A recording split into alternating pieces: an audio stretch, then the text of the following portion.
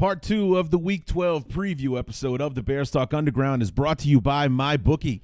Hey guys, have you ever wanted to place a bet but didn't because you were afraid to pick the wrong team?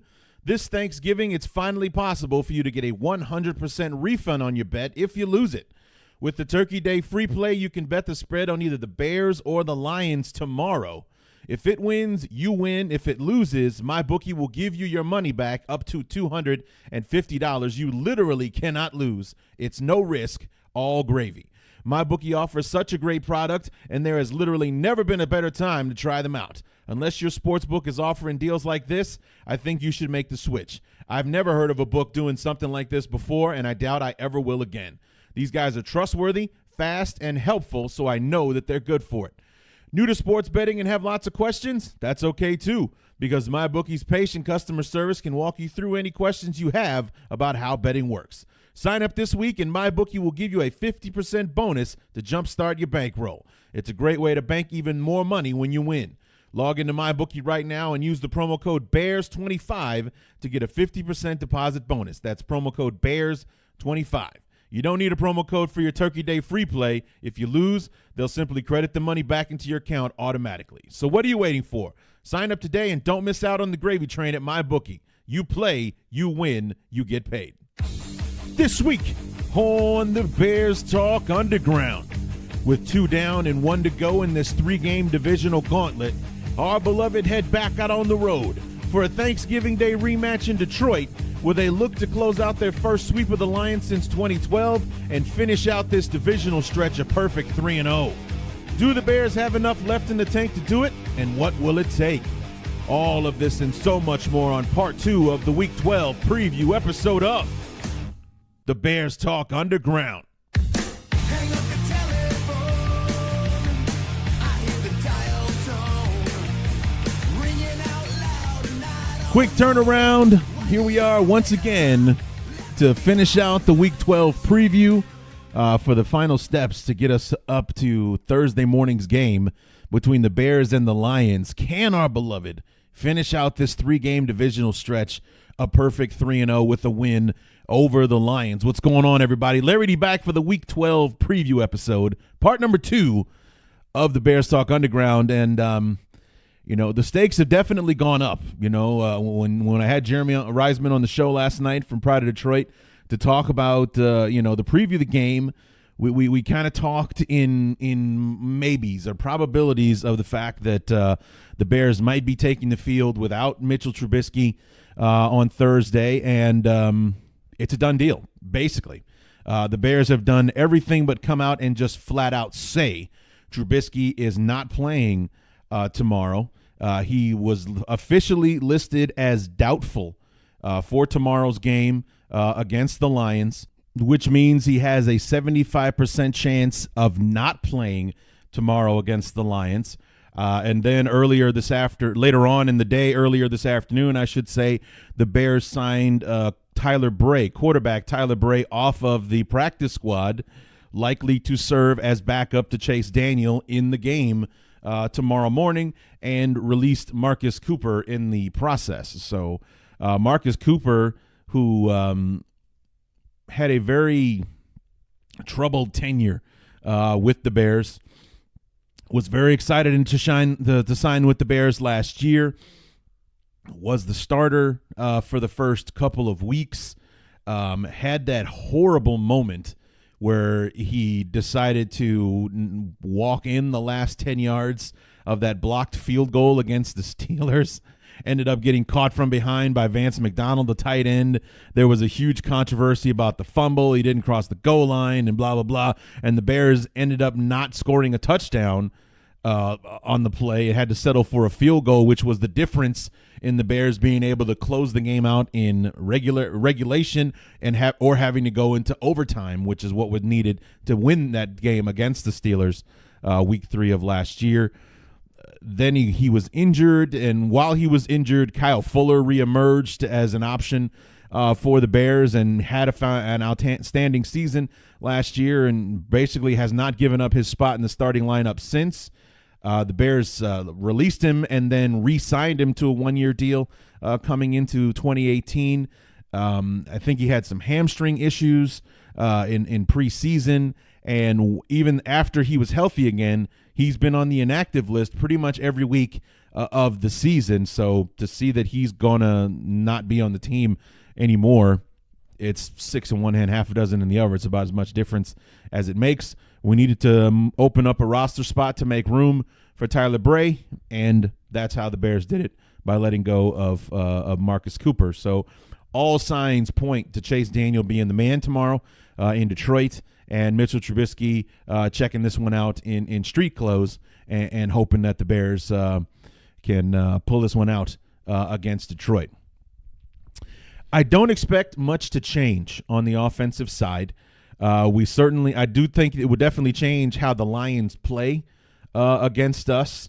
They won't need to keep in a linebacker to spy like they did with Jared Davis, week number 10 a couple of weeks ago, to make sure to account for Mitchell Trubisky's ability to run, break the pocket, scramble, whatever you want to call it. Chase Daniel does make a play or two with his feet, but he's nowhere near the danger that Mitchell Trubisky is. I mean, Trubisky's the leading rusher of all quarterbacks in the league right now. He's ahead of Cam Newton, and he's got like 6 more yards on like 25 fewer carries as well, just to give you an indication of how well Mitch is doing while running the ball this year.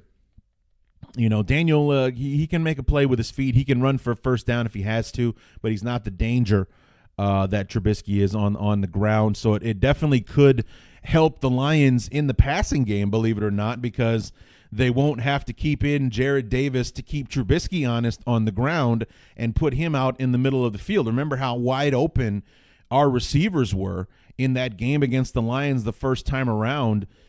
Maybe having an extra body in the secondary will be able to help slow things down in the passing game for the Lions. Even with Darius Slay, the rest of the secondary for the Lions is not very good, and you heard that coming from Jeremy Reisman last night in part 1 of the preview, saying that the secondary just isn't flat out just isn't good. So Darius Slay can help, but it's like trying to put a Band-Aid on a bullet wound essentially. So as far as Lions fans are concerned, hearing that Chase Daniel isn't playing tomorrow is good news on one end, because the guy that threw for 355, 3 touchdowns, and ran for a 4th won't be playing against them.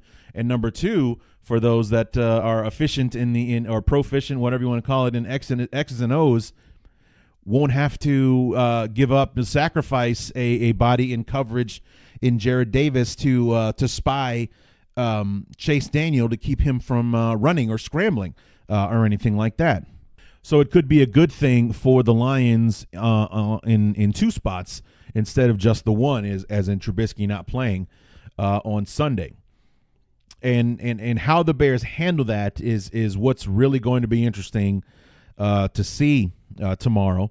They did switch up some of their blocking schemes on Sunday night against the Vikings that were able to open up things in the middle for Jordan Howard. He was a more Jordan Howard-like 3.5 yards per carry on the ground, as opposed to, when we played the Lions a couple of weeks back, 11 carries for 21 yards. That's 1.9 yards a carry. That's no bueno. So if we're running the football with Howard, then I want to see more of how we did with the Vikings, where first contact is being made after he breaks the line of scrimmage and he's able to fall forward after 2 or 3 more, as opposed to just being stopped cold at the line of scrimmage and barely being able to make it back to the point of the ball being snapped. And it's going to be interesting, because I said with Jeremy yesterday, I either expect a feast or famine for Chase Daniel to start the game tomorrow. I honestly think the Bears will either come out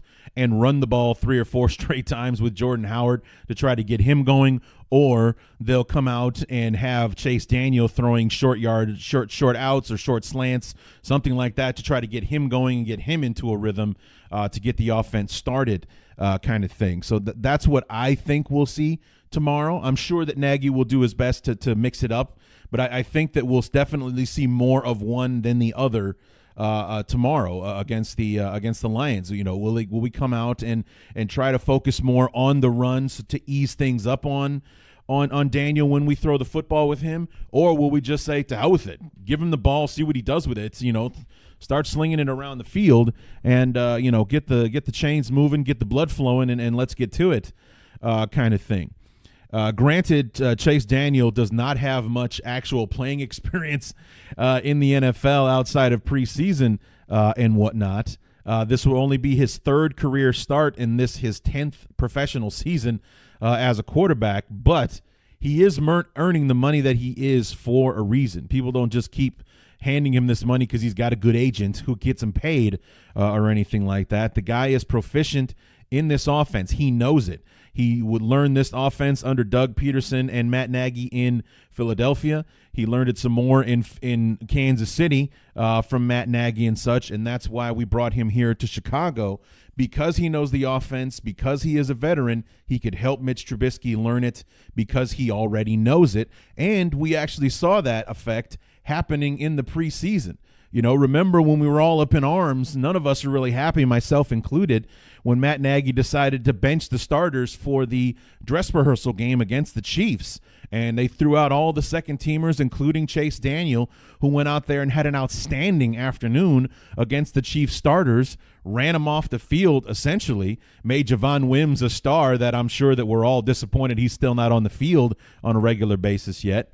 But he went out there against the Chiefs, who are a 9-2 football team right now, by the way. And I know it was preseason, so the stakes weren't really there, but nonetheless, you can't deny what that dress rehearsal game is and what the Bears were able to do with the number twos across the board. We went up against one of the better teams in the NFL, and we beat them in the first half quite handily. I'll remind you as well. So Chase Daniel can do it. I definitely think. I'm not worried. I have no doubt whatsoever. We're going to win tomorrow. We are absolutely going to win. Number one, because Chase Daniel is going to do just fine running the offense. No matter how we get started, he knows the offense. He can do it. But everybody on defense is healthy and ready to go. So Khalil Mack, Akeem Hicks, Eddie Goldman, Roquan, Danny Trevathan, Kyle Fuller, Prince Amukamara, Eddie Jackson, they're all healthy. They're all ready, and they're coming to Detroit ready to go. So maybe that's what Detroit needs to worry about a hell of a lot more than who we have under center, because those guys have had an amazing month, starting with the Jets, then the Bills, stomping on the Lions for 6 sacks 10 days ago, and then getting after Kirk Cousins, causing 3 turnovers, putting a touchdown in the end zone, an interception in the end zone for Eddie Jackson. The defense is hot right now. They are ready, and they'll be out and getting after Detroit once again. And I have no doubt we'll be able to beat the Lions tomorrow. So things are definitely interesting without Trubisky playing, but I definitely think that we're going to be just fine. Now, talking about Trubisky and this injury, nobody in Hallis Hall is worried or speaking in panicked tones or anything about what this injury is. The rumor mill is also very positive in saying that if the Bears and Lions were playing in a regular Sunday game, there's a very good chance that Trubisky would have played on Sunday. But instead, we have the short week. He woke up stiff and, not ready yesterday. Even more so than he was on Monday. Makes all the sense in the world that we would sit him this week. We've essentially got a mini bye after this. We got 10 days between Thanksgiving Day and Sunday, December 2nd, when we play I want to say Detroit Lions. That's all I've said for the majority of the last 2 weeks. The Giants. We go on the road to the Meadowlands to play the Giants on December 2nd. Everyone is confident that Mitch will be healthy and ready to go for that game. So it's not like that Kevin White injury where we thought it was shin splints and it turned out he broke the damn bone and he missed his rookie year because of it, kind of thing. I remember how pissed off I was at Ryan Pace about that, about how he kind of downplayed what it was, and then all of a sudden, when he's finally ready to tell the truth, it's tell us that he's done for the year. He's not coming back, kind of thing. So. They're not downplaying this. I don't think they're making light of it or anything like that. I think it's just not serious. It's an AC joint bruise is what people think it is. It's not a big deal, but it is his throwing shoulder. I also believe had it been his non-throwing shoulder, he'd still play. I really do. So Mitch wants to be out there, but so it's not serious. It's actually not something that's going to get worse if he keeps playing on it or anything like that. It just wouldn't be smart football to put him out there this week against the Lions, because it just shoulder injuries are a bitch, man. They really hurt. So so he's not going to be out there on Thursday. To finish out the injury report, only 3 people on the list for the Bears. Aaron Lynch and Adam Shaheen both on the list for concussions. And neither one of them practiced this week, and they're both listed as out. Trubisky with the right shoulder injury was listed as did not practice and has been officially listed as doubtful. So like I said, doubtful is as close to saying they're not playing without actually saying it. So when we see Trubisky on the inactive list tomorrow, I don't want anyone to be surprised. On the Detroit Lions side, the do not practice guys for the 3 days of practice, Kerryon Johnson and Marvin Jones Jr., both with knee injuries. Jeremy Reisman told us about that last night.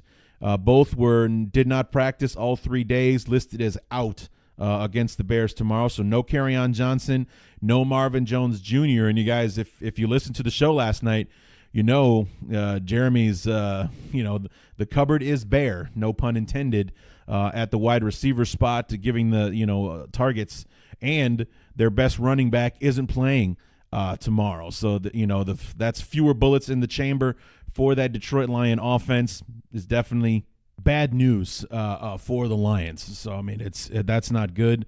Limited in practice all 3 days this week.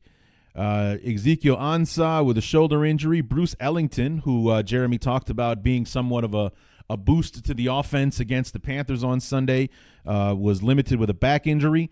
Damon Harrison, a.k.a. Snacks Harrison, was limited with a shoulder injury. Michael Roberts, the tight end, limited with a shoulder injury. A'Shawn Robinson, limited with an ankle injury. And Darius Slay, limited with a knee injury. All of those players were listed as questionable, which means there is a 75% chance that they will play tomorrow. So most likely we're going to see Darius Slay, whereas we did not see him last week when we played him for Week 10. So there's some brightness on the injury report, but losing Kerryon Johnson, not having Marvin Jones among the passing targets for the Lions might make things a bit difficult for Stafford and company to get something going against this Bear defense that is playing pretty much lights out football at this point. So, I mean, it's a short run to the finish line on this one. The Bears get past the Lions on Thursday. They got a mini bye to get ready for the Lions in 10 days. They get a nice rest between now and their next ball game against the Giants. And then we have some very important football after that. The 2 games after the Lions are the Rams on Sunday Night Football and the rematch against the Packers Sunday afternoon. So, I mean, that's the one that I want. That's the one we're circling. We win that game, yeah, I want that one bad. I want that one bad. I mean, honestly, with the way that we played in that first game and the team that we've become over the last 10 weeks, we can beat Green Bay. And I think we can make it ugly, too. I really do. Trubisky is a better quarterback now than he was 10 weeks ago. And we all learned a hard lesson that night about taking our foot off the gas pedal. It's not a mistake the Bears are going to make again. If they get out to a lead again against Green Bay the same way they did Week 1, there's no stopping this time. There is no easing up or playing not to lose or getting conservative or anything. The Bears will smell blood in the water. This time they will take Aaron Rodgers' leg off of his body to make sure that he can't come back out. I totally and wholeheartedly believe that. That is definitely something that will happen when we get a second crack at Aaron Rodgers and the Packers. If we get them on the ropes, there's no letting them up. The Bears will not let them breathe. I have no doubt about that whatsoever. So let's see. Quick little news and notes here. Well, talking about going from the outhouse to the penthouse, our boy Cody Parkey, last week people were calling for his job, saying Ryan Pace needs to bring in kickers to audition for the job at the very least, kind of shake him up in the spots and all the rest of that stuff. Now he's our NFC Special Teams Player of the Week after going 3 for 3 against the Vikings. 3 field goals of 33, 41, and 48 made the difference in the Bears winning that game on Sunday Night Football in the cold, in the national spotlight with the whole world watching. So congrats to Cody Parkey. You went from being on the Bear down list and being a wanted man in Chicago to being on the Bear up list and the NFC Special Teams Player of the Week. So kudos to Cody for bouncing back.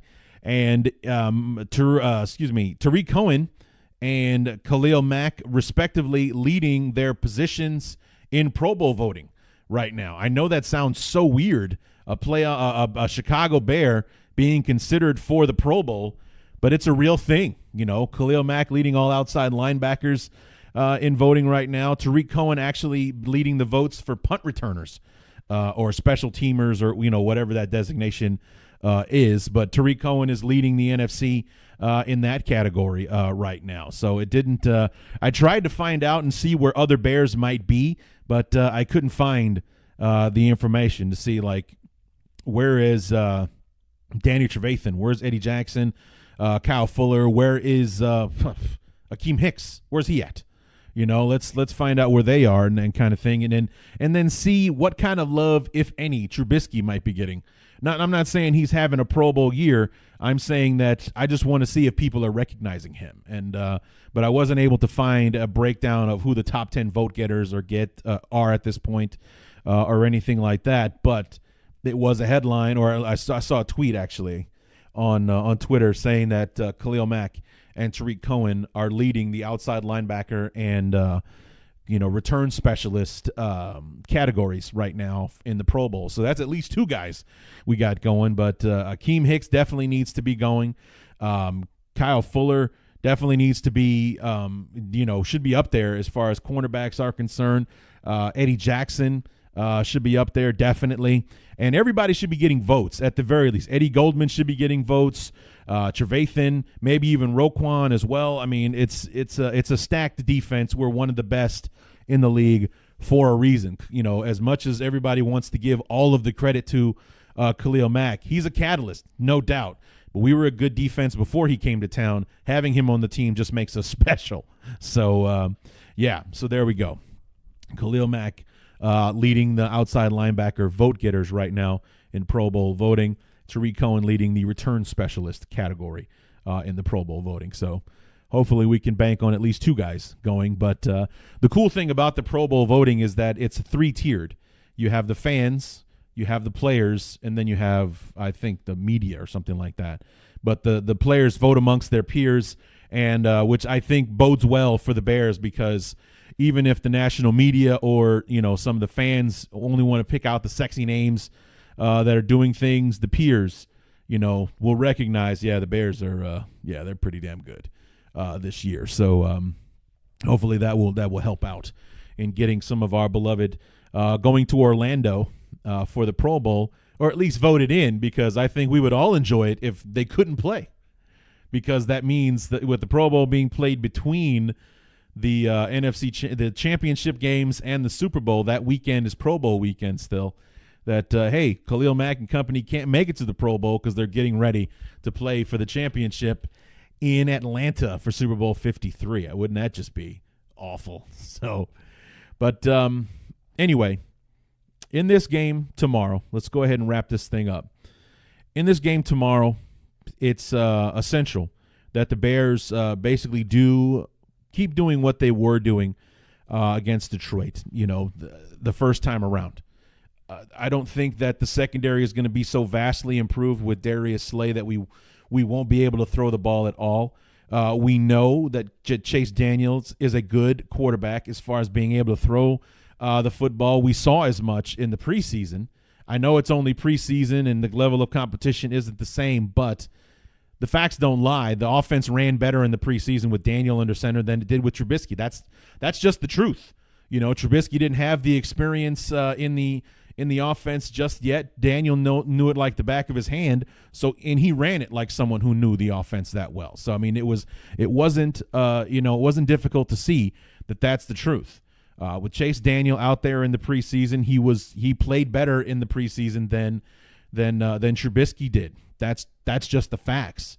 So it never changed the fact that Trubisky was going to be the guy. He was going to be the starter come week 1 against Green Bay. But if you had to hinge it all on who played better in the preseason, Chase Daniel would have been the week 1 starter. Those are just facts. But we know that Chase Daniel can throw the football. We know that he knows the offense, so he knows where the receivers are supposed to be, where they're supposed to be making breaks on their routes, and so on and so forth. So it's not like we're just going to chuck the passing game and give a heavy dose of Jordan Howard and try to mix it up with those jet sweeps that I hate and everything like that.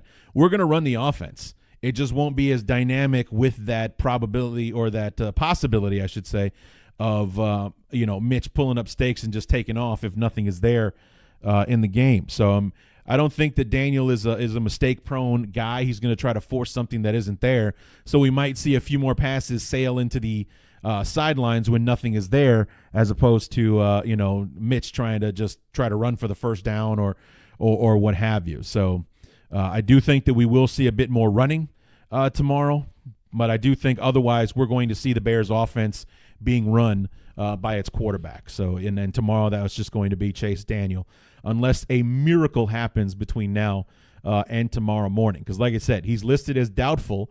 They haven't said that he's out yet. So Trubisky is, if you want to be stubborn about it, Trubisky is going to play until the inactive list comes out and he's on it tomorrow. So we can play it like that.